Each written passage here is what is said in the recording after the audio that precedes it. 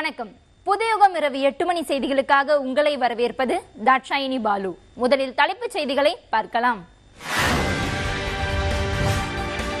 பல மாவட்டங்களில் வெப்பம் அதிகரித்த நிலையில் நீலகிரியில் நிலவும் இதமான காலநிலை. விடுமுறை தினம் என்பதால் உதகை, குன்னூர் பகுதிகளில் குவிந்த சுற்றுலா பயணிகள்.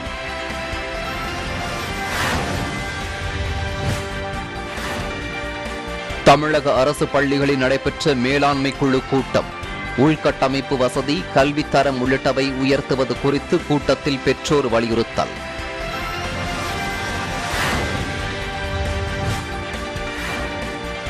அண்ணா பல்கலைக்கழக மாணவர்கள் தாமதமாக பதிவேற்றிய விடைத்தாள்களும் திருத்தப்படும்.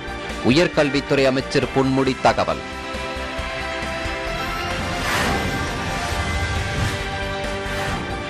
அரியலூர் அருகே தேசிய அளவிலான நெட்பால் போட்டி தொடக்கம். 21 மாநிலங்களில் இருந்து 50க்கும் மேற்பட்ட அணிகள் பங்கேற்பு.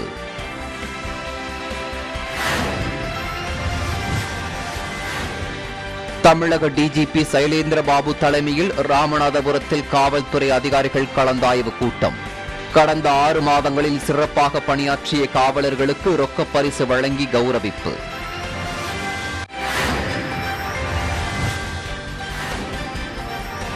வங்கக்கடலில் உருவான காற்றழுத்த தாழ்வு பகுதி காற்றழுத்த தாழ்வு மண்டலமாக வலுப்பெற்றது. இந்திய வானிலை ஆய்வு மையம் தகவல்.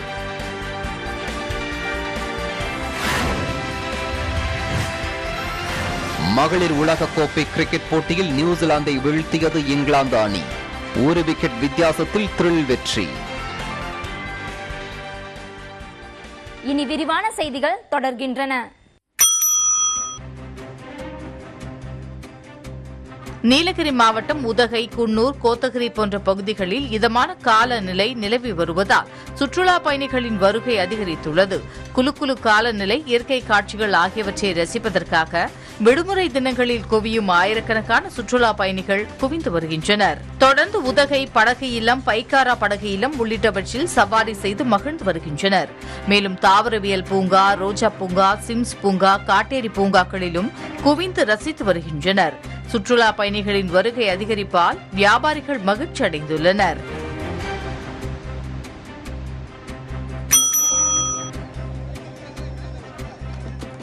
புதுக்கோட்டை மாவட்டம் விராலிமலை அருகே உள்ள பெரிய குருப்பம்பட்டி, காயாம்பு, ஐயனார், பாப்பாத்தி அம்பாள், கருப்பண்ணசாமி கோவில் திருவிழாவை முன்னிட்டு ஜல்லிக்கட்டு போட்டி வெகு விமர்சையாக நடைபெற்றது.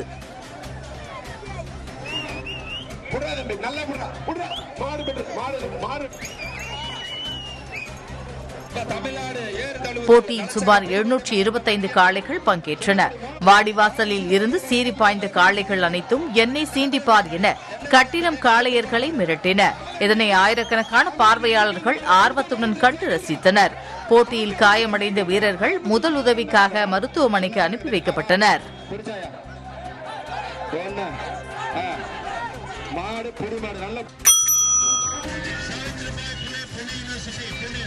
அரியலூர் மாவட்டம் உடையார்பாளையம் அருகே உள்ள மீனாட்சி ராமசாமி கல்லூரியில் பாரதிதாசன் பல்கலைக்கழகம் இணைந்து நடத்தும் தேசிய அளவிலான நெட்பால் போட்டி தொடங்கியது. 4 நாட்கள் நடைபெறும் இந்த போட்டியில் ஒவ்வொரு அணியும் 4 அணியுடன் மோதிக்கொள்கின்றன. 4 போட்டியிலும் வெற்றி பெற்ற அணி இறுதிப் போட்டிக்கு தகுதி பெறும் என தெரிவிக்கப்பட்டுள்ளது. இதில் ராஜஸ்தான், ஆந்திரா, கர்நாடகா, பஞ்சாப், ஜெய்ப்பூர், பெங்களூரு உள்ளிட்ட 21 மாநிலங்களில் இருந்து 50க்கும் மேற்பட்ட அணிகள் பங்கேற்றுள்ளன.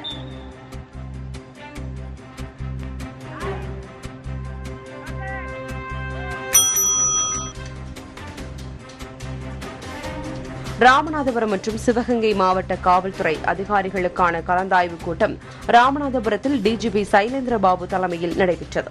இக்கூட்டத்தில் தென்மண்டல ஐஜி அஸ்டாகர்க், ராமநாதபுரம் சரக DIG Mayilvahanan, Ramanathapuram SP Karthik, Sivaganga SP Senthilkumar மற்றும் காவல்துறை அதிகாரிகள் கலந்து கொண்டனர். இதில் கடந்த 3 ஆண்டுகளில் பதிவு செய்யப்பட்ட குற்ற வழக்குகள், சமூக விரோதிகள் மீது எடுக்கப்பட வேண்டிய நடவடிக்கைகள் போன்றவை தொடர்பாக சைலேந்திரபாபு காவலர்களுக்கு அறிவுரை வழங்கினார். மேலும் கடந்த 6 மாத காலத்தில் சிறப்பாக செயல்பட்ட 59 காவலர்களுக்கு ரொக்க பரிசு மற்றும் சான்றிதழ்களை டிஜிபி சைலேந்திரபாபு வழங்கினார்.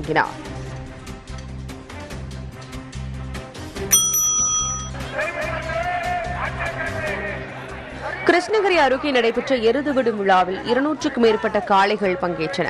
கிருஷ்ணகிரி அருகே கம்பம்பள்ளி ஊராட்சி பழையவூர் கிராமத்தில் 5ஆம் ஆண்டு எருதுவிடும் திருவிழா நடைபெற்றது. வேலூர், திருப்பத்தூர், வேப்பனஹள்ளி, சூளகிரி, ஓசூர், ஆந்திர மாநிலம் மற்றும் கர்நாடக மாநிலம் ஆகிய பகுதிகளைச் சேர்ந்த 200க்கும் மேற்பட்ட காளைகள் பங்கேற்றன. வெற்றி பெற்ற காளைகளுக்கு முதல் பரிசாக 75,000 ரூபாயும், 2ஆம் பரிசாக 60,000 ரூபாயும், 3ஆம் பரிசாக 50,000 ரூபாயும் என மொத்தம் 50 பரிசுகள் வழங்கப்பட்டது.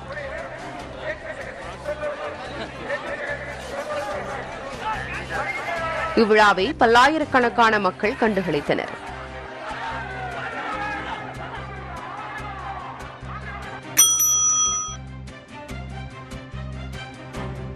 வங்கக்கடலில் நிலவி வந்த ஆழ்ந்த காற்றழுத்த தாழ்வு பகுதி இன்று காலை காற்றழுத்த தாழ்வு மண்டலமாக வலுப்பெற்றுள்ளதாக இந்திய வானிலை ஆய்வு மையம் தெரிவித்துள்ளது.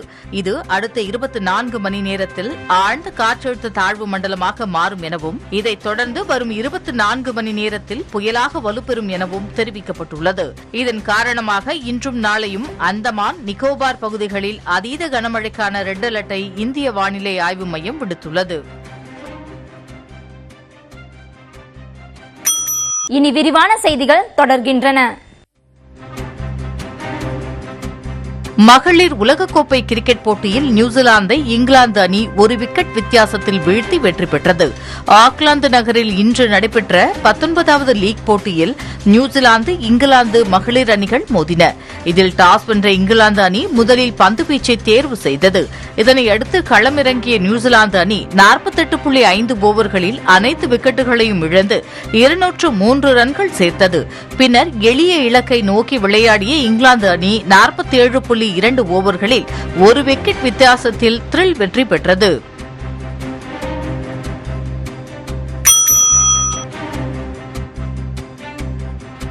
கோடைக்காலம் தொடங்கியுள்ள நிலையில் பொதுமக்கள் குளிர் பிரதேசங்களுக்கு படையெடுக்க தொடங்கியுள்ளனர்.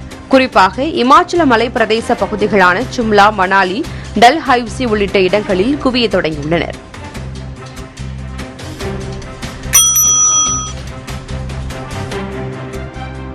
உத்தரகாண்ட் மாநிலத்தில் நடந்து முடிந்த சட்டப்பேரவை தேர்தலில் வெற்றி பெற்றவர்கள் நாளை பதவியேற்றுக் கொள்கின்றனர். விதான் சபாவில் நாளை காலை பதவியேற்பு விழா நடைபெறும் என அம்மாநில பாரதிய ஜனதா கட்சி தலைவர் மதன் கௌஷிக் தெரிவித்துள்ளார். முன்னதாக அம்மாநில தற்காலிக முதலமைச்சர் புஷ்கர் சிங் தாமி, மதன் கௌஷிக் உள்ளிட்ட தலைவர்கள் மத்திய அமைச்சர் அமித்ஷாவை சந்தித்து பேசினர்.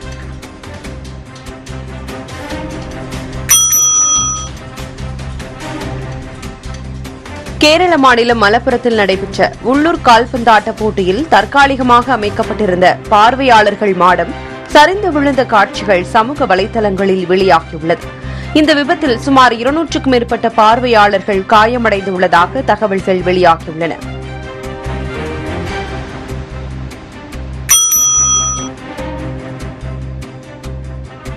அசாமில் உள்ள காசிரங்கா தேசிய பூங்காவிற்கு கடந்த ஆண்டு முதல் தற்போது வரை 2.20 லட்சம் சுற்றுலா பயணிகள் பார்வையிட்டுள்ளதாக அம்மாவட்ட வனத்துறை அதிகாரிகள் ரமேஷ் கோகி தெரிவித்துள்ளார். கொரோனா பரவல் குறைந்துள்ள நிலையில் பயணிகளின் வருகை மீண்டும் அதிகரிக்கும் என தேசிய பூங்கா அதிகாரிகள் தெரிவித்துள்ளனர்.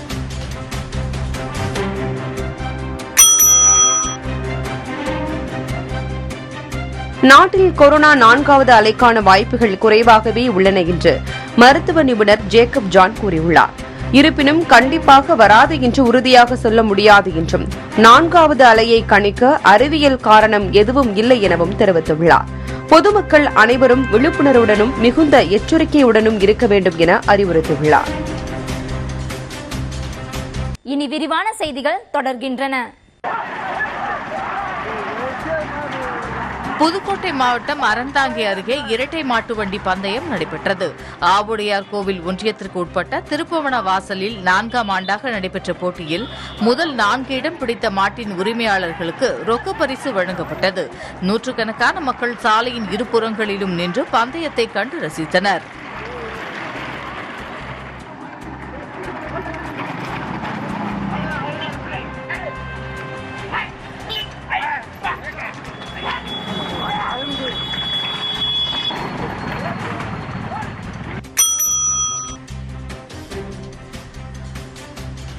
சேலம் மேட்டூர் அணையிலிருந்து கடந்த 70 நாட்களாக வினாடிக்கு 1500 கன அடி தண்ணீர் வெளியேற்றப்பட்டு வந்த நிலையில் காவிரி நீர்பிடிப்பு பகுதிகளில் கோடை மழை பெய்து வருவதால் கடந்த 50 நாட்களுக்கு பிறகு அணைக்கான நீர்வரத்து வினாடிக்கு 636 கன அடியாக அதிகரித்துள்ளது.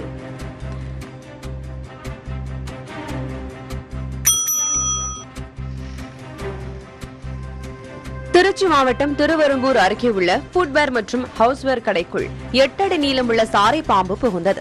இதுகுறித்து நவல்பட்டு தீயணைப்பு துறையினருக்கு தகவல் அளிக்கப்பட்டதை அடுத்து சம்பவ இடத்துக்கு வந்த தீயணைப்பு துறையினர் பாம்பை பிடித்து வனப்பகுதியில் விட்டனர்.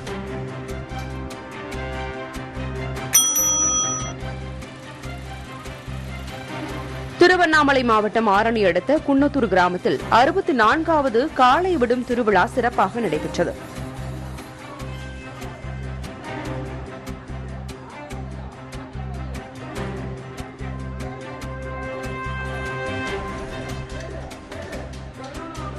இதில் 200க்கும் மேற்பட்ட காளைகள் பங்கேற்றன. போட்டியில் அவிழ்த்து விடப்பட்ட காளைகள் குறித்த நேரத்தில் குறிப்பிட்ட தூரத்தை ஓடி சென்று இலக்கை அடைந்தன. குறைந்த நேரத்தில் இலக்கை அடைந்த காளைகளுக்கு பரிசுகள் வழங்கப்பட்டன. விழாவை முன்னிட்டு 100க்கும் மேற்பட்ட போலீசார் பாதுகாப்பு பணியில் ஈடுபட்டனர்.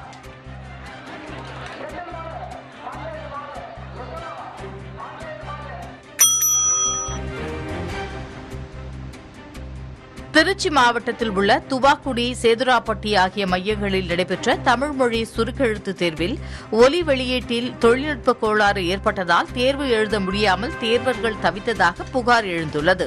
தமிழ்நாடு தொழில்நுட்ப கல்வி இயக்ககம் சார்பில் சுருக்கெழுத்து தேர்வு தமிழகம் முழுவதும் 2 நாட்கள் நடைபெற்று வருகிறது.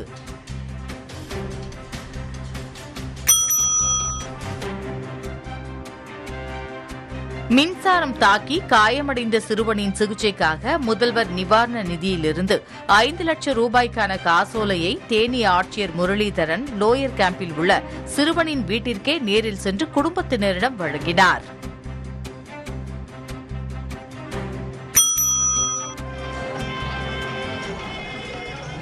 விருதுநகர் மாவட்டம் ஸ்ரீவில்லிபுத்தூர் பெரிய மாரியம்மன் திருக்கோவில் பங்குனி மாத பூக்குழி திருவிழா கொடியேற்றத்துடன் தொடங்கியது.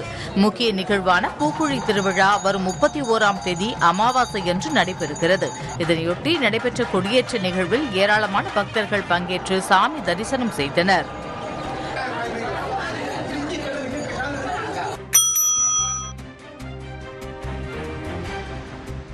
தென்காசி மாவட்டம் சங்கரன்கோவில் போக்குவரத்து கழக பணிமனையில் பணியாளர்களிடம் பிடித்தம் செய்யப்பட்ட தொழில் வரி 59,89,000 ரூபாய் கட்டாததால் பணிமனைக்கு சீல் வைக்க சென்ற நகராட்சி ஆணையாளர் மற்றும் அதிகாரிகளிடம் போக்குவரத்து ஊழியர்கள் கடும் வாக்குவாதத்தில் ஈடுபட்டனர்.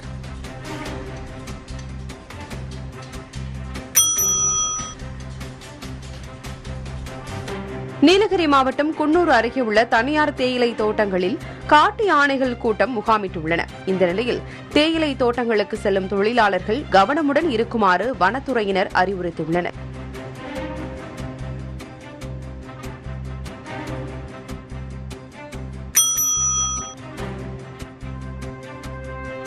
திருவண்ணாமலை மாவட்டம் ஆரணி நகரில் மாவட்ட அளவிலான சிலம்பு போட்டி நடைபெற்றது. அதில் வேலூர், தஞ்சை, விழுப்புரம் உட்பட பல்வேறு மாவட்டங்களிலிருந்து சிலம்ப வீரர்கள் பங்கேற்றனர். அவர்கள் ஒற்றை கொம்பு, இரட்டை கொம்பு, சுருள்வாள், வாழ்வீச்சு, தொடுமுறை, குத்துவரிசை உள்ளிட்ட சிலம்ப விளையாட்டுப் போட்டியில் தங்கள் திறமைகளை வெளிப்படுத்தினர்.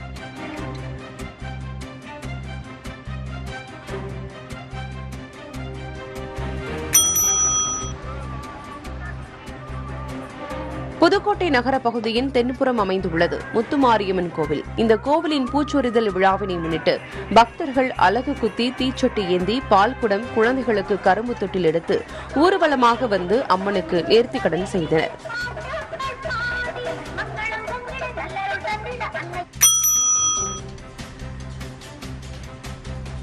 விருதுநகர் மாவட்டம் ஸ்ரீவில்லிபுத்தூர் அடுத்த கூமாப்பட்டியைச் சேர்ந்த காவலர் முருகன் என்பவர் உடல்நிலை குறைவு காரணமாக உயிரிழந்தார். இதையடுத்து அவருடன் அதே வருடத்தில் பணியில் இணைந்த காவலர்கள் ஒன்றிணைந்து நிதி உதவி செய்ய முன்வந்தனர். அந்த வகையில் 3500 காவலர்கள் இணைந்து அளித்த 16,82,000 ரூபாய் நிதி உதவி அவரது குடும்பத்தினரிடம் வழங்கப்பட்டது.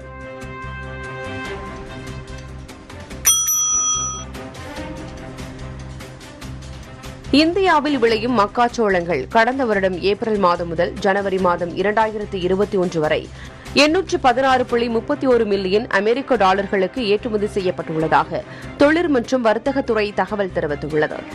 நேபாள், பங்களாதேஷ் உள்ளிட்ட நட்பு நாடுகள் அதிக அளவிலான மக்காச்சோளத்தை இறக்குமதி செய்துள்ளதாக தெரிவிக்கப்பட்டுள்ளது.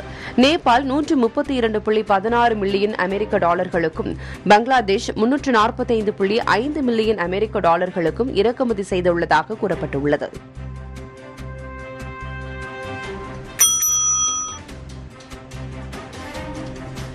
தஞ்சை ஸ்மார்ட் சிட்டி திட்டத்தின் கீழ் வில்லியநல்லூர் கொள்ளிடம் ஆற்றில் ஆழ்துளை கிணறுகள் மூலம் தண்ணீர் எடுக்கும் பணியினை தஞ்சை மேயர் ஆய்வு செய்தார். திருவையாறு அடுத்த வில்லியநல்லூர் செம்மங்குடி கொள்ளிடம் ஆற்றில் 3 ஆழ்துளை கிணறுகள் கடந்த 2018ஆம் ஆண்டு முதல் அமைக்கப்பட்டு வந்தன என்பது குறிப்பிடத்தக்கது.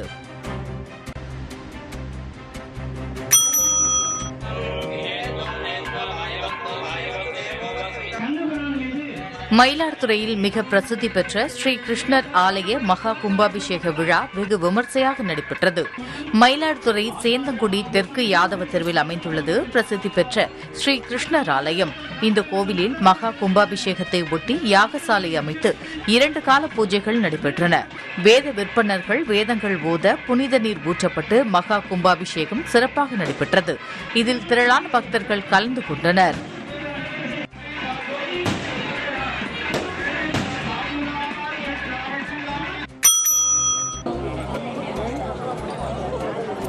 விழுப்புரம் மாவட்டம் ஒட்டநந்தல் கிராமத்தில் பிரசித்தி பெற்ற ரத்தினவேல் முருகன் கோயில் அமைந்துள்ளது. அக்கோவிலில் பங்குனி உத்தர திருவிழாவில் நடந்த பூஜையின் போது வேல் மீது சொருகப்பட்ட எலுமிச்சை பழங்கள் ஏலமிடப்பட்டன. அந்த பழங்களின் ஏல விற்பனையில் பக்தர்கள் ஆர்வத்துடன் கலந்து கொண்டனர். பூஜையில் வைக்கப்பட்ட எலுமிச்சை பழங்கள் மொத்தம் 53,900 ரூபாய்க்கு விற்பனையாகின.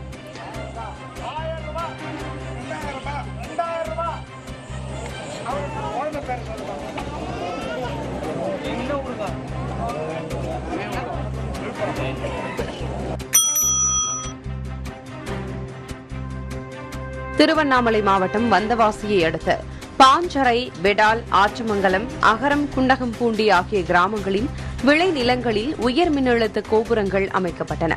இதையடுத்து அந்த நிலங்களின் விவசாயிகள் தங்களுக்கு நஷ்ட ஈடு தரக்கோரி அந்த மின் கோபுரங்களின் மீது ஏறி போராட்டம் நடத்தினர்.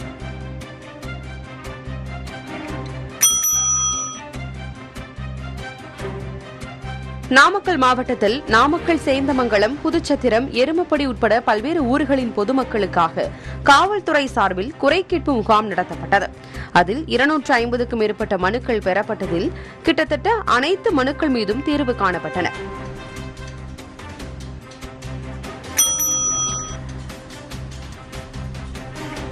விருதுநகர் மாவட்டம் சிவகாசி அருகே பட்டாசுக்கு கருந்திரி தயார் செய்யும் தொழிற்சாலை மற்றும் குடோனில் வெடி விபத்து ஏற்பட்டதில் 3 பேருக்கு பலத்த காயம் ஏற்பட்டது.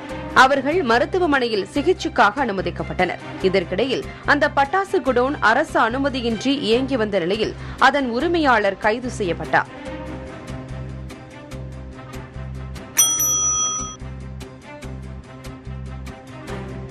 கிருஷ்ணகிரி மாவட்டம் ஓசூர் அருகே சாணமாவு கிராமத்தில் உள்ள அரசு உயர்நிலைப் பள்ளியில் பள்ளி மேலாண்மை கூட்டம் நடைபெற்றது. அப்போது அந்த கூட்டத்தில் சாணமாவு பகுதி யானைகள் நடமாட்டம் அதிகமுள்ள பகுதி என்பதால் தங்கள் குழந்தைகளின் பாதுகாப்பை உறுதிப்படுத்த பள்ளி சுவற்றின் உயரத்தை அதிகப்படுத்த பெற்றோர்கள் கோரிக்கை விடுத்தனர். இனி விரிவான செய்திகள் தொடர்கின்றன. தமிழகத்தில் உள்ள அரசு பள்ளிகளில் மேலாண்மை குழு கூட்டம் நடைபெற்றது. இதில் கலந்து கொண்ட பெற்றோர் பள்ளியில் உள்ள கட்டமைப்பு குறைபாடுகள் பற்றி பள்ளி நிர்வாகத்திடம் முறையிட்டனர். நாமக்கல் மாவட்டத்தில் உள்ள 695 தொடக்கப் பள்ளிகள், 153 நடுநிலைப் பள்ளிகள், 67 உயர்நிலைப் பள்ளிகள், 94 மேல்நிலைப் பள்ளிகள் என மொத்தம் 1009 அரசு பள்ளிகளில் உள்ள பள்ளி மேலாண்மை குழுக்களை மறுகட்டமைப்பு செய்வதற்கு தேவையான நடவடிக்கைகளை மேற்கொள்ள இன்று அரசு பள்ளிகளில் அதற்கான கூட்டம் நடைபெற்றது. திருப்பத்தூர் மாவட்டம் ஆம்பூர் ஏ கஸ்பா பகுதியில் உள்ள அரசு உயர்நிலைப் பள்ளியில் தலைமை ஆசிரியர் பிரியதர்ஷினி தலைமையில் பள்ளி மேலாண்மை கூட்டம் நடைபெற்றது. இதில் கலந்து கொண்ட பெற்றோர் பலர் பள்ளியில் மாணவ மாணவிகளுக்கு சரியான கழிவறை வசதி இல்லை, 15 ஆசிரியர்கள் பணியாற்ற வேண்டிய இடத்தில் 10 ஆசிரியர்கள் மட்டுமே பணியாற்றி வருகின்றனர், மேலும் சுத்தமான குடிநீர் வசதி இல்லை என்பன உள்ளிட்ட புகார்களை முன்வைத்தனர். மதுரை மாவட்டம் உசிலம்பட்டி பகுதியில் உள்ள பள்ளிகளில் இன்று பள்ளி மேலாண்மை குழு சார்ந்த பெற்றோருக்கான கூட்டங்கள் நடைபெற்றன. கூட்டத்தில் பெற்றோர், மக்கள் பிரதிநிதிகள், சுய உதவிக் குழு உறுப்பினர்கள் கலந்து கொண்டு கல்வி உரிமைச் சட்டம், பள்ளி மையம், பள்ளி கட்டமைப்பு மற்றும் பராமரிப்பு உள்ளிட்டவைகள் பற்றி பெற்றோர்களுக்கு அறிவுறுத்தப்பட்டது.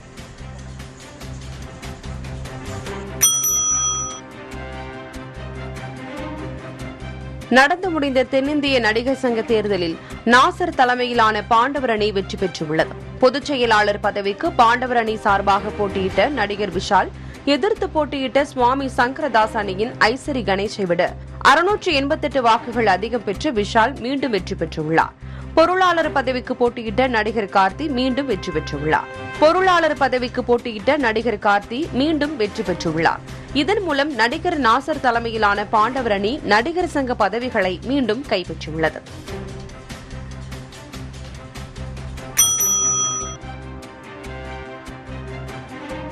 திருச்சி ஸ்ரீரங்கம் எஜுகேஷனல் சொசைட்டி சார்பில் தொடங்கப்பட்ட அரசு உதவி பெறும் ஸ்ரீரங்கம் ஆண்கள் மேல்நிலைப் பள்ளியின் 125வது ஆண்டு விழா நடைபெற்றது. இவ்விழாவில் பெரம்பலூர் மக்களவை உறுப்பினர் முனைவர் பாரிவேந்தர் கலந்து கொண்டு புதிய வகுப்பறை, விடுதி கட்டிடங்களை திறந்து வைத்து ஆண்டு விழாவின் மலரை வெளியிட்டார்.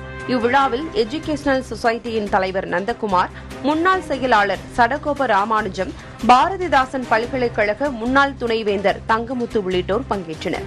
விழாவில் பேசிய பாரிவேந்தர் இப்பள்ளியில் பயின்ற மாணவர்களும் SRM கல்வி நிறுவனங்களில் சேர்ந்து படித்து வருவதாகவும் விளையாட்டுத் துறையில் சிறந்து விளங்குவதாகவும் கூறினார். அந்த கல்வியை நான் மிக சிறப்பாக செய்ய வேண்டும், அதற்காக எந்தெந்த பள்ளிகளெல்லாம் சிறப்பாக கல்வியை தந்து கொண்டிருக்கிறார்களோ அவர்களெல்லாம் என்னை அழைத்தால் உடனே எந்த தயக்கமுமின்றி வருவேன் என்று சொல்லிவிடுவேன். என்னை அழைப்பதற்கு எந்த ரெக்கமெண்டேஷனும் தேவையில்லை. பள்ளியாக இருந்தால் போதும், கல்லூரியாக இருந்தால் போதும், பல்கலைக்கழகமாக இருந்தாலும் போதும், போனில் கூட வாருங்கள் என்றால் வந்து சரியான நேரத்தில் நிற்பேன் என்பதை இந்த நேரத்தை சொல்லிக் கொடுக்கிறேன். பள்ளிக்கல்வித்துறை அறிவுறுத்தலின்படி சேலம் மாவட்டத்தில் அனைத்து அரசு பள்ளிகளிலும் பள்ளி மேலாண்மை குழு மறுசீரமைப்பு ஆலோசனைக் கூட்டம் நடைபெற்றது. சேலம் கொண்டப்பநாயக்கன்பட்டி ஊராட்சி ஒன்றிய தொடக்கப்பள்ளி மற்றும் மேல்நிலைப் பள்ளியில் நடைபெற்ற கூட்டத்தில் மாணவர்களின் பெற்றோர்கள் கலந்து கொண்டனர். கூட்டத்தில் பள்ளியின் மேம்பாட்டிற்காக பல்வேறு ஆலோசனைகள் வழங்கப்பட்டன.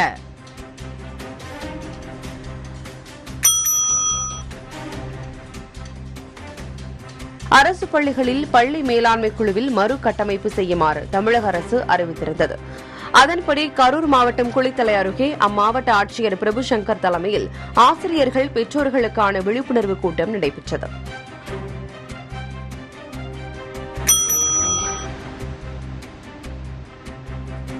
சேலம் மாவட்டம் ஓமலூர் அருகே உள்ள தும்பிப்பாடி ஊராட்சியில் நிலவி வரும் குடிநீர் பற்றாக்குறையை போக்கும் வகையில் 20 லட்சம் ரூபாய் நிதி ஒதுக்கீடு செய்யப்பட்டுள்ளது. ஊராட்சியில் முறையாக குடிநீர் விநியோகம் வழங்கப்படவில்லை என அந்த பகுதி மக்கள் கோரிக்கை விடுத்திருந்த நிலையில் நிதி ஒதுக்கப்பட்டு முள்ளுச்செட்டிப்பட்டி, தொன்னப்பள்ளி ஆகிய பகுதிகளில் மேல்நிலை நீர்த்தேக்க தொட்டி, குடிநீர் குழாய் அமைக்கும் பணிகளுக்கான பூமி பூஜை நடைபெற்றது.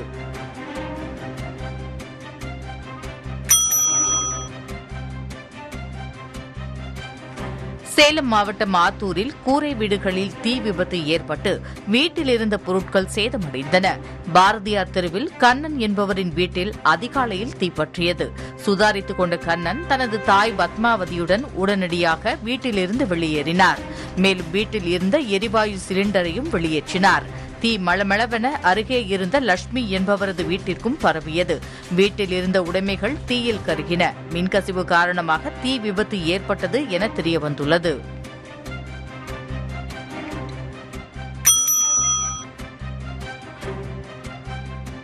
தேனி மாவட்டம் பெரியகுளம் அருகே மேற்கு தொடர்ச்சி மலை அடிவாரத்தில் அமைந்துள்ள கும்பக்கரை அருவியில் நீர்வரத்து மிகவும் குறைந்து காணப்படுகிறது. தற்போது கோடை வெப்பம் அதிகரிக்க துவங்கியுள்ள நிலையில் கும்பக்கரை அருவிக்கு சுற்றுலா பயணிகளின் வருகை அதிகரித்துள்ளது. இந்நிலையில் வெப்பத்தை தணிக்க வரும் சுற்றுலா பயணிகள் அருவியில் நீர்வரத்து குறைவால் ஏமாற்றம் அளிப்பதாக கூறுகின்றனர்.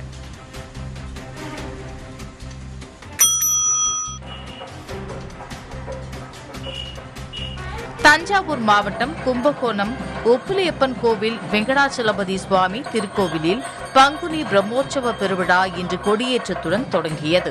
ஆண்டுதோறும் பங்குனி பிரம்மோற்சவம் 12 தினங்களுக்கு சிறப்பாக நடைபெறும் நிலையில் இந்த ஆண்டு பிரம்மோற்சவ பெருவிழாவில் உற்சவர் பொன்னப்பர் பூமி தேவி தாயாருடன் கொடிமரம் அருகே எழுந்தருள ஸ்ரீ கருடாழ்வார் சின்னம் வரையப்பெற்ற கொடி சிறப்பு பூஜைகள் செய்த பின்னர் கொடிமரத்தில் ஏற்றி வைக்கப்பட்டது.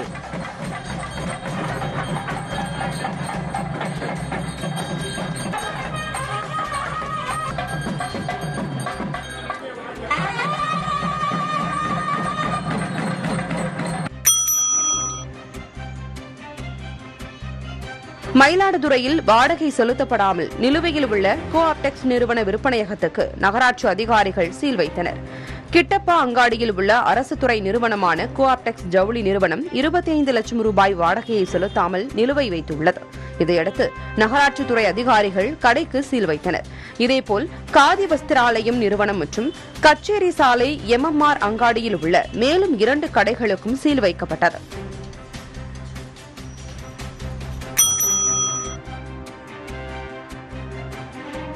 கன்னியாகுமரி மாவட்டம் திக்கணங்கோடு அருகே ரயில் தண்டவாளத்தில் கருங்கல் இருந்தது குறித்து ரயில்வே போலீசார் விசாரணை நடத்தி வருகின்றனர். கன்னியாகுமரி மாவட்டம் நாகர்கோவில் திருவனந்தபுரம் ரயில் பாதையில் இரணியல் மற்றும் குழித்துறை ரயில் நிலையங்களுக்கு இடையே சென்னையிலிருந்து குருவாயூர் நோக்கி சென்ற குருவாயூர் விரைவு ரயில் கன்னியாகுமரி மாவட்டம் திக்கணங்கோடு அருகே வாளோடு பகுதியில் சென்று கொண்டிருந்தது. அப்போது திடீரென ரயிலில் அதிர்வை உணர்ந்த ரயில் ஓட்டுநர் அருகில் உள்ள ரயில் நிலையத்துக்கு தகவல் தெரிவித்துள்ளார். பின்னர் ரயில்வே போலீசார் ஆய்வு செய்ததில் கருங்கல் துண்டாக கிடந்துள்ளது. இதையடுத்து இது தற்செயலாக நடந்ததா இல்லை யாரேனும் தண்டவாளத்தில் வைத்து ரயிலை கவிழ்க்க முயற்சி செய்தார்களா என்ற கோணத்தில் விசாரணை நடத்தி வருகின்றனர். இத்துடன் இந்த செய்தி தொகுப்பு நிறைவடைகிறது. புதுயுகத்தின் அடுத்த செய்தி தொகுப்பு நாளை காலை 8 மணிக்கு. வணக்கம்.